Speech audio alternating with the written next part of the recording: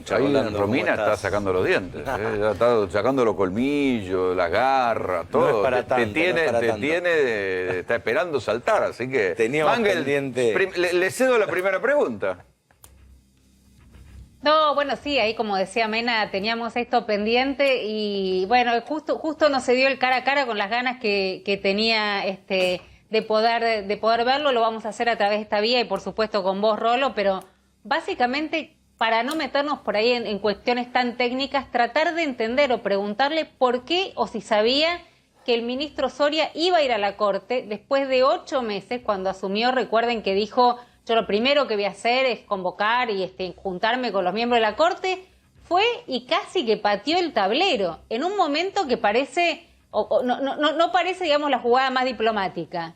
¿Por qué lo hizo? A ver, Rolando, Romina, bueno, primero una pronta recuperación para Jairo y a todo el equipo del programa para que se cuiden y poder salir lo más airiosos posibles de esta situación. A ver, respecto de la reunión, lo que yo creo es que fue una reunión, por supuesto, que sabía y fue una reunión con absoluta sinceridad. No creo que haya sido una reunión ni donde se haya roto nada, ni donde se haya tratado de ninguna situación conflictiva. Nosotros tenemos una posición muy crítica respecto de cómo está funcionando la Administración de Justicia. Somos muy críticos, denunciamos lo que ocurrió con la justicia en los últimos 4 años en nuestro país, que no tiene precedente en nuestra historia democrática. Y la primera reunión que el ministro fue a sentarse... Las causas armadas. Absolutamente, lo que fue la persecución política por vía de un sector del Poder Judicial. Nosotros lo denunciamos durante muchísimos años y lo hicimos, lo anunciamos en la campaña electoral y lo estamos haciendo en el gobierno, permanentemente trabajando una profunda reforma judicial. En ese contexto, cuando asume el ministro Martín Soria, como efectivamente decía Romina, iba a solicitar de inmediato una reunión institucional con la Corte, pero el propio ministro lo explicó. A los pocos días se conoció un peritaje en una causa penal que dio cuenta de más de 90 contactos telefónicos entre quien ejercía la presidencia de la Corte, que era el doctor Rosenkrantz, ni más ni menos que con Pepín Rodríguez Simón, el armador, el diseñador de la política judicial de Mauricio Macri, reconocido públicamente por el propio Mauricio Macri, que fue quien le diseñó la Corte. Que dicho sea de paso, se cumple 1 año del exilio de Rodríguez Simón. Exactamente, a eso quería llegar. De Simón, se conoce el contacto telefónico, más de 90 contactos telefónicos entre ni más ni menos que el presidente de la Corte y el diseñador de la política judicial de Mauricio Macri, que está prófugo en el Uruguay, de la justicia argentina. En ese contexto es que el ministro, y tomamos una decisión política de no pedir en ese momento la reunión con la Corte Suprema de Justicia. Luego se produjo el por todos conocido recambio de las autoridades de la Corte y luego de eso se solicitó la audiencia, que fue la que se produjo el día martes. Una Corte que tiene un miembro menos. Una Corte que tiene un miembro menos desde el 1 de noviembre, efectivamente. No parece que hubiera mucho interés en sumar un nuevo miembro. No, sí, interés hay. No digo de parte de la Corte. Ah, no, de parte de la Corte no lo sé. De parte del Poder Ejecutivo nosotros vamos a cumplir, obviamente, con el mandato y las atribuciones constitucionales para cubrir esa vacante. Pero el ministro en la reunión lo que planteó fue ni más ni menos que la visión de gobierno respecto de la crisis del sistema de administración de justicia. Y frente a eso me parece siempre que es mucho mejor en la relación institucional manejarse con sinceridad respecto al diagnóstico común y de ahí en más se parte para seguir trabajando. Pero es difícil, digo, Rolo, pongamos en contexto para los que no tienen por qué saberlo, digamos. Fue una reunión que, si uno piensa desde que el ministro entró, porque lo venían siguiendo los medios, digamos, lo estaban esperando por una de las puertas donde se entra al Palacio, hasta que transita el pasillo, llega creo que fue el Salón de los Embajadores, se sienta, se saca la foto y vuelve a salir, pasaron 35 minutos. Debe haber sido una reunión de 15 minutos con toda la suerte. ¿Cuánto se pudo haber planteado ahí? Por eso digo, fue a romper, porque cuando salió de una especie de paper diciendo lo que se había hablado, los ministros de la Corte no respondieron, que creo que la indiferencia también es una respuesta, pero prácticamente les dijo que se apuraban para las cosas que les interesaban, que no se metían en los temas que el gobierno tal vez venía planteando.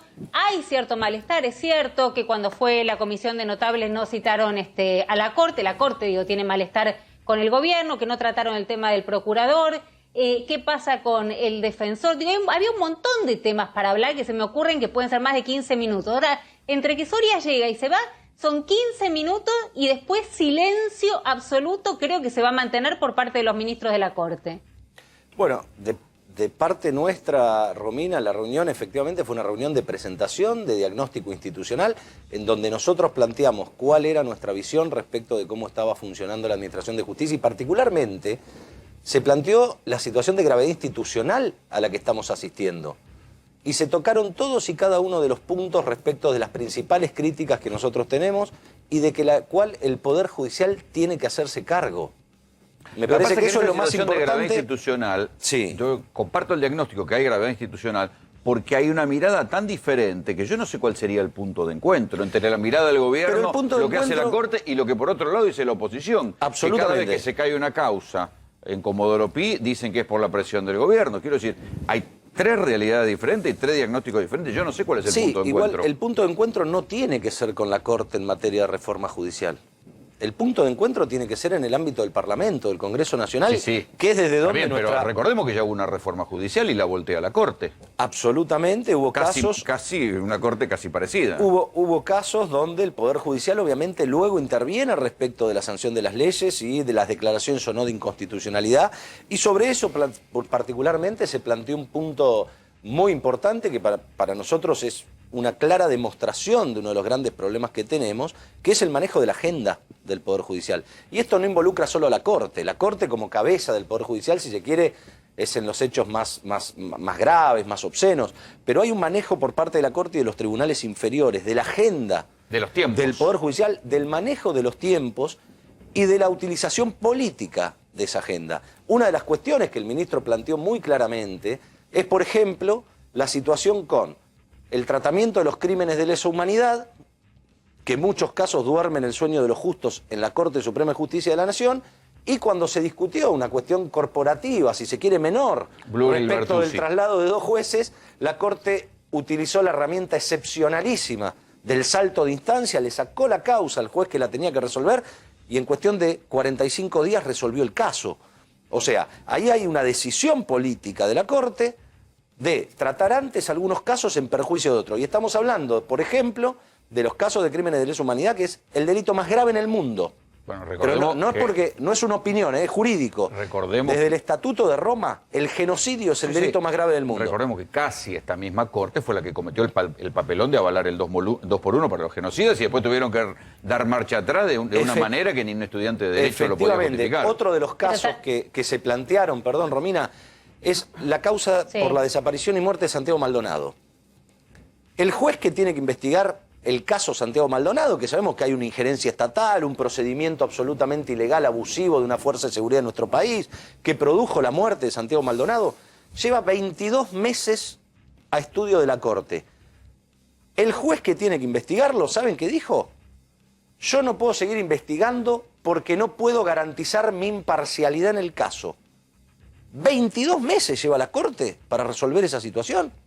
Sí, Romina. Ahora, por ejemplo, la cantidad de juicios que hay respecto de la situación de los jubilados, por ejemplo, que tiene la Corte, no se tocó. También hay un interés particular y una agenda particular del gobierno que no necesariamente es la agenda, no sé si llamarla de la gente, de la sociedad, pero ¿cuántas causas hay hoy en la Corte vinculada a los temas de jubilados que están costando salir de sentencias que no están saliendo con un gobierno apelando todo el tiempo? Digo, para no quedar como la Corte está politizada y el gobierno no. Bueno, el gobierno también tiene interés en determinadas causas y no en otras. No, a ver, nosotros, Romina, tenemos por supuesto que hay distintos grados de interés respecto de la afectación o la implicancia política y social que tienen las causas. Nosotros justamente no queremos que traten solo algunas causas que a nosotros nos parecen más trascendentes que otras. Lo que queremos es que se fijen reglas claras de la Administración de Justicia a la hora de resolver los casos judiciales. Uno de los temas que se habló, que forman parte del paquete de reforma... Perdón, sí. Pero a mí me interesa eso. ¿Vos crees que esta Corte, con esta conformación y esta presidencia, no tiene hoy reglas claras? No, no lo tiene la Corte y no lo tiene todo el Poder Judicial de la Nación Argentina.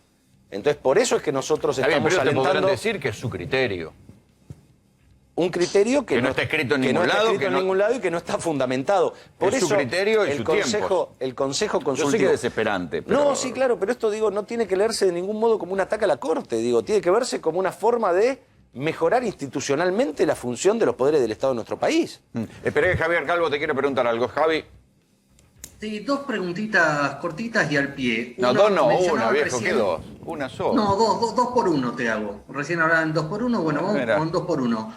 Recién hablaban de la quinta integrante de la Corte y te quería preguntar, Juan Martín, si esa postulación va a ser consensuada entre el presidente y la vicepresidenta, sabiendo que es un área muy sensible al interés de Cristina Fernández de Kirchner. Y la segunda pregunta, ¿estás trabajando vos en el sector del kirchnerismo que va otra vez sobre una reforma para ampliar la Corte Suprema? No, a ver, tengo una opinión personal respecto de la conformación y la composición de la Corte. Yo soy secretario de Justicia y el que toma las decisiones de cuál es la postura del Poder Ejecutivo en esta materia es el presidente de la Nación. Y nosotros estamos trabajando hace ya bastante tiempo en la reforma judicial que el presidente anunció. Bueno, para eso y que no hay tiene un que consejo ver de con notables también. Exactamente.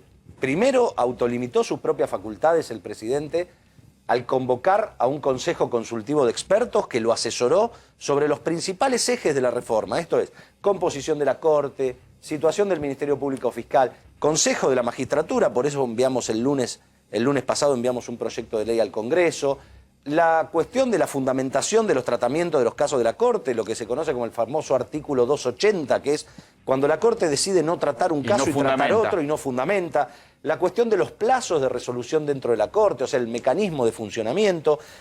El paquete de reforma judicial es muy amplio y se compone de una serie de instrumentos, la gran mayoría son leyes que nosotros enviamos al Congreso. Pero necesariamente eso al final del camino termina en un embudo donde si la Corte no quiere, porque va contra sus propios manejos o derechos o criterios, te dice, no, ¿sabe qué? Bueno, constitucional y vuelve todo exactamente, eso es un funcionamiento absoluto, eso es un funcionamiento absolutamente anómalo por parte de la Corte. Las leyes las dicta el Parlamento. Perdón, no. Sí. No terminó de contestarle a Javi que pregunta lo que muchos estamos escuchando de gente muy cercana a Alberto Fernández, que es la intención, digamos, de ampliar la Corte, más allá de los dichos, porque ya no es Zaffaroni, digamos, ¿no? Ya, porque uno Zaffaroni, digamos, lamentablemente creo que es una caricatura del enorme jurista y profesor que fue, pero yo digo, ya no es el mismo Zaffaroni repitiendo que hay que ampliar la Corte. Ahora se empieza a escuchar voces muy cercanas al presidente de la Nación y una de esas voces se decía, como decía Javi recién, que era la tuya. Anoté las dos preguntas, así que quédate tranquila que ya mismo se las voy a contestar a Javier, pero lo que digo es, respecto de la Corte, yo tengo una opinión personal y mi opinión personal no, es hacia adentro del gobierno y también ha sido pública, lo he dicho innumerable cantidad de veces. Yo creo que no puede estar toda la judicialidad de nuestro país en manos de una Corte de 5 miembros que termina siendo en manos de 3 miembros que conforman la mayoría. Yo creo realmente que merecemos una ampliación de la Corte, una Corte que funcione con otro dinamismo. Esa es mi opinión personal y además como secretario de Justicia... ¿Una posible división en salas? ¿Cómo? ¿Una posible división en salas? Hay múltiples diseños que van a ser evaluados el día que el presidente decida enviar efectivamente el proyecto de ley al Congreso. Se puede dividir en salas, se puede ampliar a diversas composiciones de números. Yo creo que hay que buscar una Corte que tenga mucho más dinamismo, que garantice pluralidad de ideas. Está bien, pero todo muy lindo. Pero hay un tema más, ¿Pero por qué cederían el poder? ¿Quién? Esa mayoría de 3 que circunstancias. ¿Por qué cederían el poder que ahora tienen? Pero es que no es una decisión de ellos diseñar el Poder Judicial. Pero al final te lo impugnan y se acabó. Bueno, sería pero muy difícil. No quiero decir imposible porque con las cosas que han sucedido en la justicia argentina en los últimos años... Hay nivel de grieta o de disenso que no se ve el punto de encuentro y de acuerdo. Sí, pero no quiero decir imposible, insisto, porque con lo que se ha vivido en la justicia argentina en los últimos años, lamentablemente no podemos decir que nada es imposible porque han hecho barbaridad. Pero una ley... Pero no hay ninguna autocrítica al respecto. Una ley de parte del Poder Judicial, no la hay. Pero una ley que diseñe la composición de la Corte, cuando la propia Constitución Nacional es la que deja en manos de los legisladores diseñar la integración y composición de la Corte Suprema, sería imposible, insisto, con los reparos de lo que sucedió en este país en los últimos años, que eso pueda ser declarado inconstitucional. O sea, no tendría antecedentes en la historia. porque de hecho en nuestro país se ha cambiado la composición de la Corte en distintos momentos. Arrancamos en 1853 con una Corte de 7 miembros, luego se subió a 9, bajó a 5. Se puede diseñar, el Congreso Nacional, las fuerzas políticas que representan al pueblo y a las provincias, puede diseñar la Corte Suprema de Justicia que quiera. Y el Poder Judicial lo tiene que aceptar y tiene que... Es imposible, perdóname, no Sí. preguntarte, no quiero interrumpir, perdón por esta lógica que nos impone este aislamiento, pido disculpas si queda desprolijo. Pero es imposible, digamos, no preguntarte si no quieren ampliar la Corte justamente porque esta nueva mayoría que se conforma no les gusta y no viene fallando a favor del gobierno, y vienen fallos que se esperan muy importantes, de los cuales no tienen ni idea para dónde pueden llegar a salir y los puede llegar a complicar y mucho, sobre todo en un escenario si no se arregla, si hay un mal acuerdo con el fondo. Entonces la pregunta es, ¿quieren ampliar porque no les gusta una Corte que les resultara más amigable, más cercana, más dialoguista? ¿Sería una Corte en la que no se meterían? Porque la verdad es que la suspicacia está. No, Romy, no es así para nada. O sea, tenemos que cambiarlo porque la Corte como cabeza del Poder Judicial, creo que coincidimos todos, no puede funcionar de la manera en que está funcionando. Tuvimos una Corte que gozó de un gran prestigio. Lo mismo. Está bien, pero muy a su pesar la opinión de ellos. Digo, el que diseña institucionalmente el país, insisto, es el Congreso de la Nación.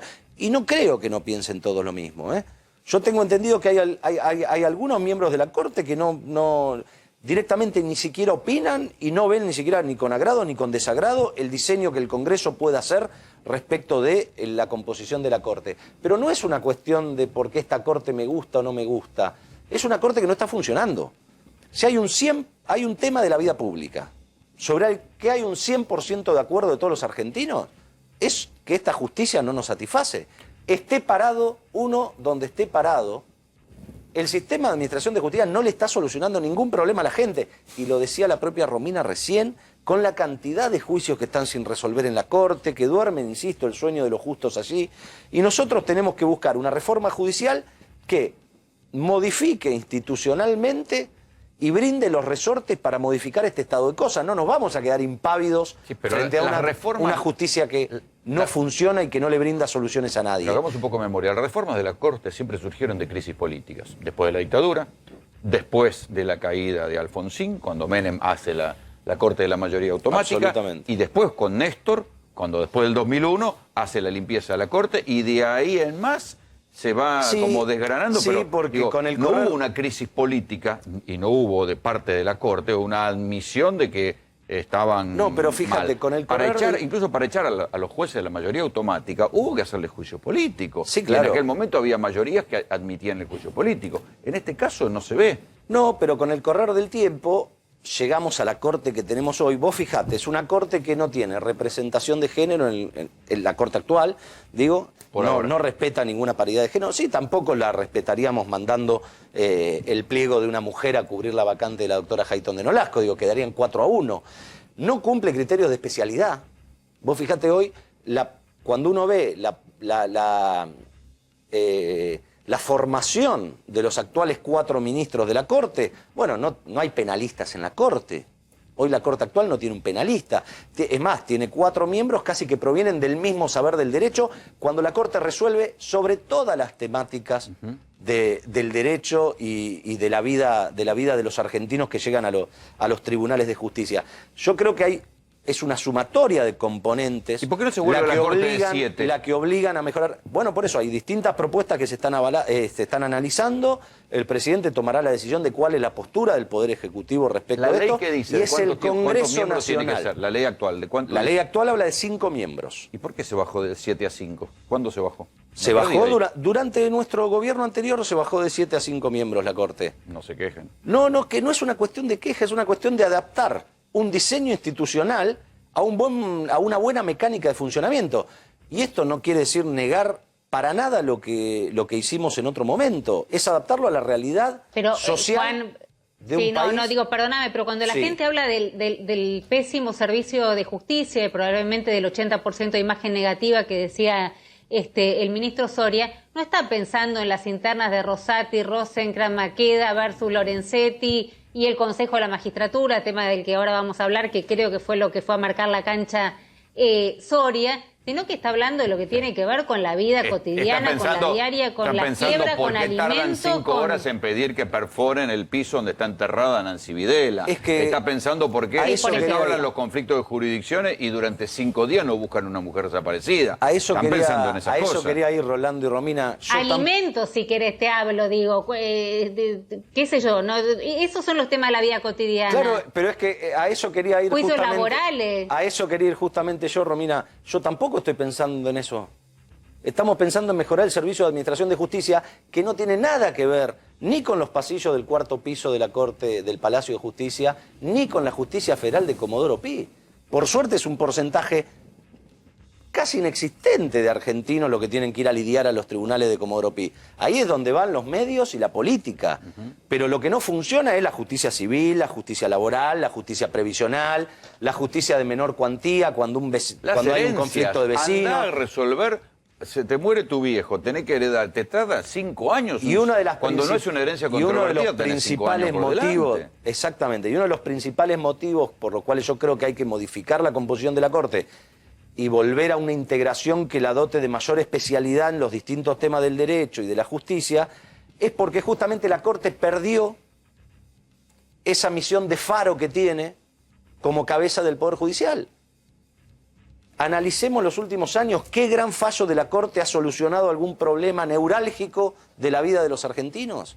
No la hay, porque hay una Corte que en los últimos años, yo tengo un diagnóstico muy claro de por qué fue, se torció a mirar los intereses de un sector de la política y no a cumplir su tarea de ser la cabeza del Poder Judicial, de sacar fallos señeros que resuelvan en un caso la situación de miles y miles de argentinos que están litigando en los tribunales.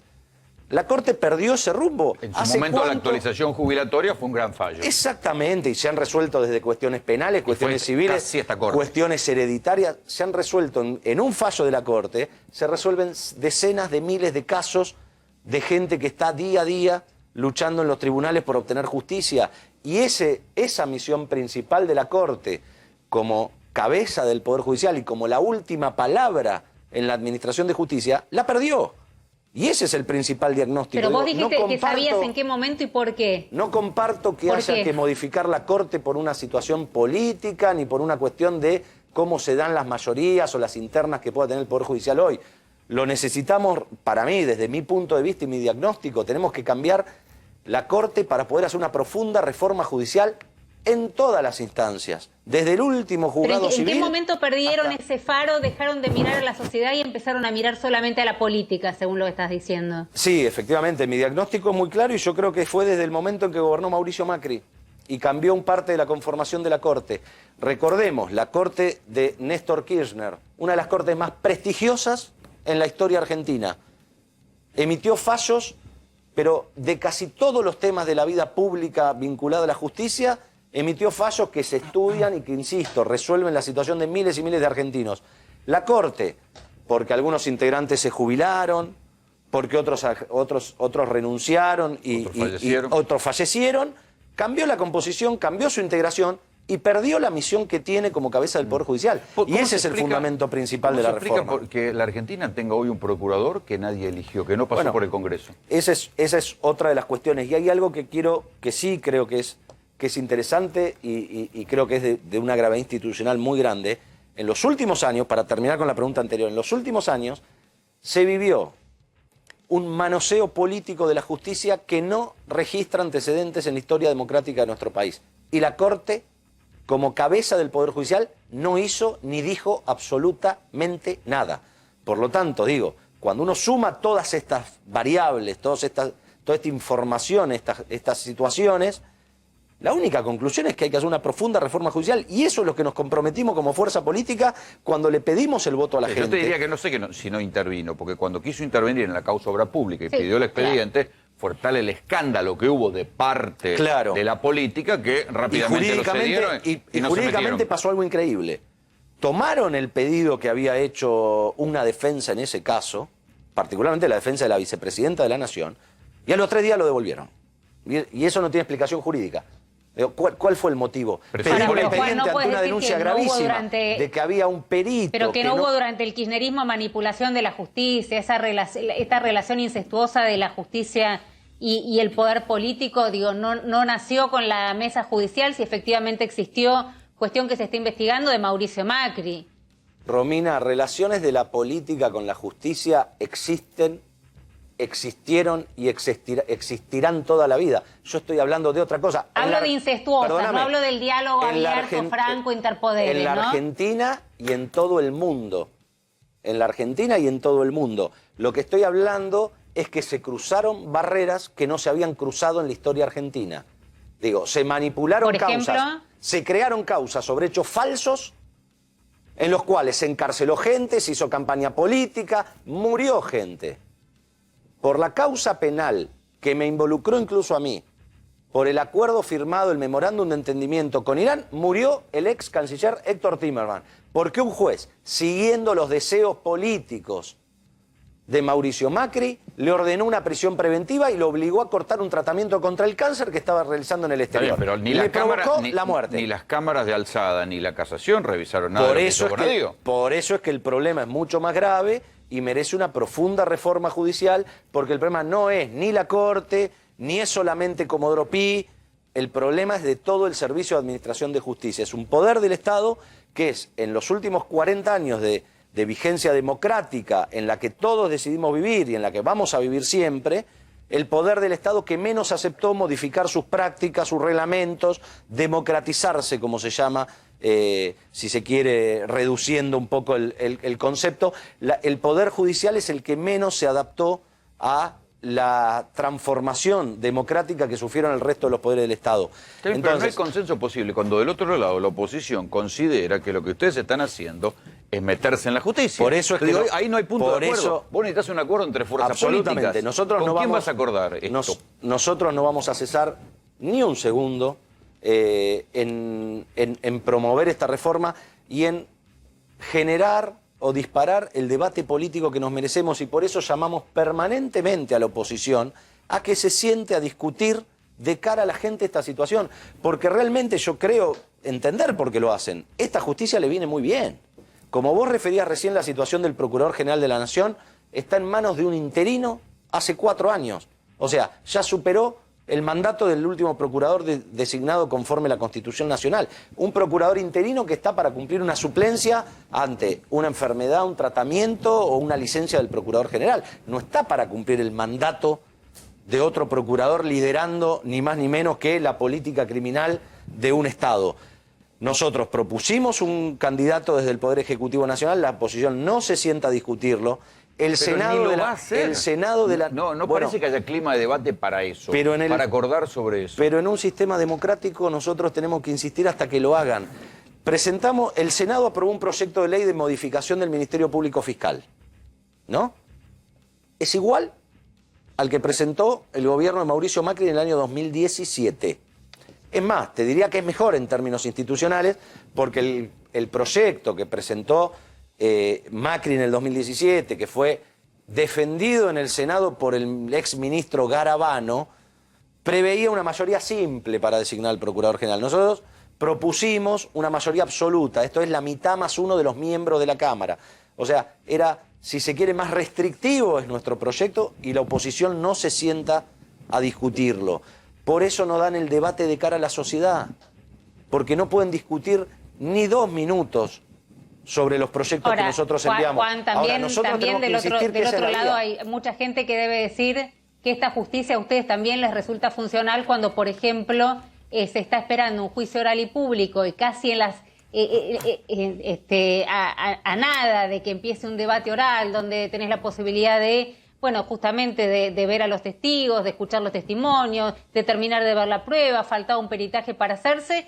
Cristina Fernández de Kirchner y sus hijos, entre otros, además de los empresarios, son sobreseídos en la causa Otesur y Los Sauces. Entonces, por ahí quien te está escuchando dice, pero ¿cómo le resulta funcional a Mauricio Macri si la principal referente del kirchnerismo, que es Cristina Fernández de Kirchner, logra zafar, digo en términos poco técnicos, pero para que se entienda, de un juicio oral y público donde uno interpreta, tal vez me equivoco, pero que lo que querés es llegar para poder demostrar tu inocencia, frente a toda la sociedad, sobre todo teniendo en cuenta la sensibilidad que viene teniendo esta causa. Entonces me parece que de los dos lados pueden decir, como decía Rolo, es tan difícil, la grieta es tan profunda, porque vos no me digas que no vamos a conseguir la mitad de la biblioteca que te diga, mirá qué bien que le viene esta justicia al kirchnerismo. Claro, pero hay una diferencia que es fundamental, Romina, y justamente el caso que vos tocaste creo que es uno de los casos paradigmáticos junto con los últimos casos que se resolvieron en los últimos meses. Caso Tesur, que vos recién citabas respecto de la expresidenta. Vos sabés que nadie quiere, nadie, no escuché, pero nadie, ni de la política, ni de la justicia, ni de los medios de comunicación que quieran conversar respecto del contenido del fallo que se conoció. ¿No es llamativo? Nadie lo leyó el fallo. ¿Cómo nadie? Nos hemos Romina, dedicado, Rolo, ¿cuánto a ese tema? ¿Cómo nadie? Romina, con sinceridad, ¿sabés de qué es? Los únicos argumentos que escuché fue el que recién muy bien explicaste vos de por qué no fueron un juicio oral, que esta no es la oportunidad. Ahora, nadie leyó el contenido del fallo. Y es lo mismo que sucedió en la causa dólar futuro, y es lo mismo que sucedió en la causa memorándum de entendimiento con Irán. No había delito. Entonces, no se puede someter a una persona o a un grupo de personas a que vayan a un juicio oral y público por capricho político, morbo, vaya a saber cuáles son las intenciones. Cuando la ley y la Constitución son muy claras, el juez no puede permitir que avance una investigación penal cuando la conducta que se está investigando no es delictiva. Las 3 causas de las que estamos hablando, 4 si sumo la causa del plan Cunita, fueron cerradas por los tribunales orales federales haciendo cumplir la ley argentina, el Código son juicios Penal, además que podían tomar años. El Código Procesal Penal argentino, donde los jueces dijeron, señores, yo no voy a hacer un juicio, porque esto es un dispendio jurisdiccional. Déjame terminar 2 segundos, Romy. Déjame terminar 2 segundos. Sí, perdón. Es un dispendio jurisdiccional inútil que yo siga investigando algo que no es delito.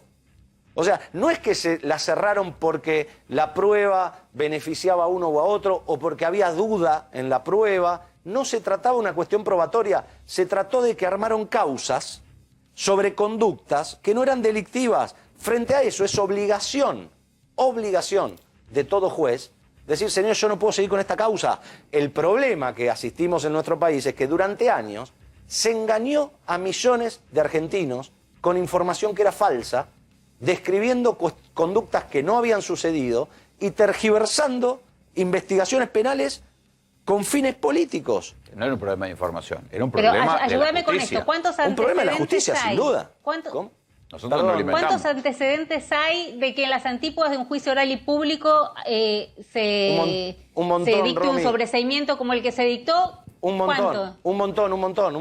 No te podría decir un montón, pero incluso en el fallo Otesur, los jueces le informan con una jueza votando en disidencia, sí, ¿no? Claro, También. sí, claro, una jueza votando en disidencia que ella opinaba que había elementos para proseguir e ir a un juicio oral y público. Bueno, así funciona la justicia. En un tribunal colegiado, mayoría, minoría, 2 jueces entendieron que no podían seguir justamente porque se trataba de una inexistencia de delito, no por otro motivo. Por cualquier otro motivo tendrían que haber ido a un juicio oral y público. Pero en este caso, insisto, lo que se discute es, no se discutían cuestiones ni jurídicas ni técnicas. Lo que se decía era, esta conducta no está dentro del Código Penal. Los hechos están tergiversados, señores. Insisto, esta causa era por lavado de dinero, ¿no? Era un alquiler de un inmueble que estaba a nombre de la vicepresidenta de la Nación y su familia, sociedades radicadas inscriptas en nuestro país, que tributaban todos los impuestos, que eran pagados por transferencia bancaria a través del sistema bancario de personas que tenían el dinero en su poder, fruto, ni más ni menos, y eso era parte de la acusación, de pagos del propio Estado. Por lo tanto, era imposible aplicar la figura del lavado de dinero a esa conducta. Y esa fue la causa que habían inventado. La conducta del lavado de dinero supone dar apariencia de lícito a dinero ilícito. Si el dinero es lícito, no se puede investigar, señores, se terminó ahí. Después, en otras causas, se está investigando otro tipo de conducta respecto de si las licitaciones estaban bien dadas, bien otorgadas. Exactamente. Lo que no se puede es, con fines políticos, abrir un sinnúmero de causas en la que se investiga cualquier cosa. Y ese es el tope que pusieron los jueces. En la causa Cunita, en la causa Cuneta, pero señores, en esta condena no solo no hay delito, porque faltaban peritajes. Pero igual, ojo, porque va a haber otro capítulo seguramente de que pasa en casación. Pero eso, cuando pase lo de casación, te vamos a volver a llamar porque esta entrevista, Romina, con Martín, ha terminado. Nos gracias quedamos por sin venir. tiempo, no, por favor. Gracias, Rolando. Enorme cantidad de títulos, Sí, enorme señora. cantidad de títulos. Gracias, Romina, y cuando estén hacemos una nueva en formato presencial.